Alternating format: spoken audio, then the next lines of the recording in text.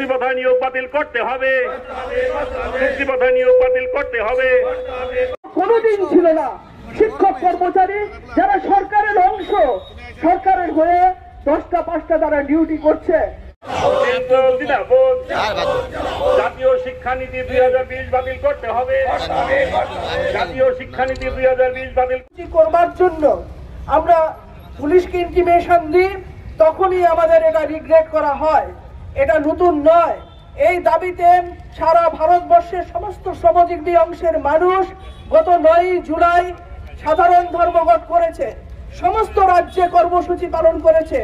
আমরা all India state government employees federation, আমরা ত্রিপুরা কর্মচারী সমন্বয় কমিটি এর বিরোধ সারা দেশের সাথে সুর মিলিয়ে আমরা 8ই জুলাই যে মিছিল ছিল, সেই মিছিল এই সরকার, এ রাজ্যের সরকার বাতিল করে দিয়েছে।